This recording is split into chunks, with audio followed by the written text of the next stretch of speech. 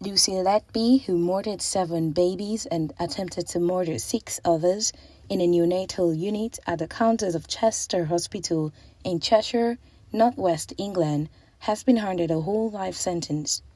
This means she will never be released from prison.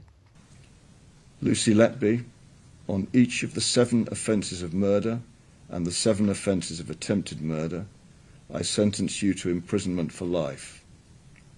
Because the seriousness of your offences is exceptionally high, I direct that the early release provisions do not apply. The order of the court, therefore, is a whole life order on each and every offence, and you will spend the rest of your life in prison. The ruling has been followed by allegations that senior staff at the Chester Hospital failed to act on warnings of wrongdoings. They said they were worried about reputational damage to the organisation. Senior doctors said they raised concerns repeatedly to hospital bosses, but felt their fears were dismissed.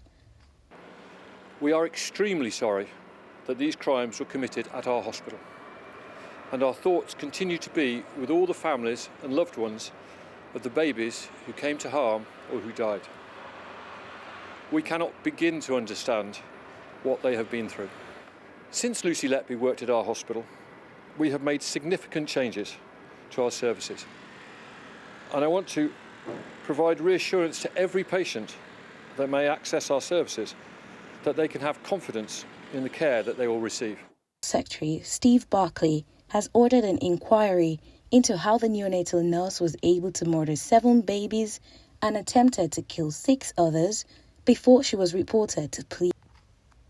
An inquiry would examine why executives at the Countess of Chester Hospital, where Letby worked, failed to report her to the police for almost 2 years after a connection was made between the nurse's presence and the unexplained and unusual baby deaths. Initial focus was around the hypotheses of what could have occurred. So a generic hypothesis of it could be natural occurring deaths, it could be natural occurring collapses, it could be an organic reason, it could be a virus, and then one of the hypotheses was that it could be inflicted harm. The inquiry will be independent from the NHS and government and will involve input from families. Once we realised we had great concerns about Lucy Letby and she was removed from the neonatal unit, why did it take 11 months for the police to then be called in? But that's something that we paediatricians have to look at for why we didn't stop her earlier, but also the managers need to answer for why it took so long for the police to come in.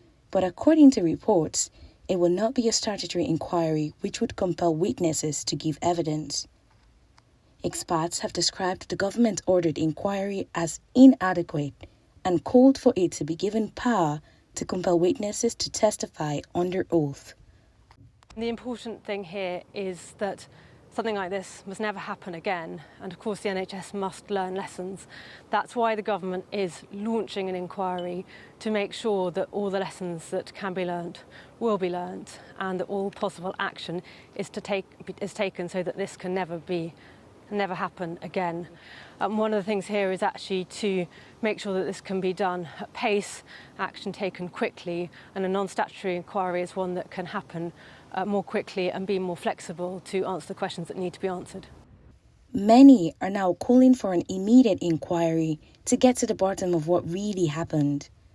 How did Lucy Letby murder 7 babies and attempted to kill 6 more? Analysts say many unanswered questions surround the case of the worst child serial killer in modern British history. The questions are many. What really happened in the hospital? What is going on in hospitals around the world? What lessons can the authorities in Africa learn from this tragedy?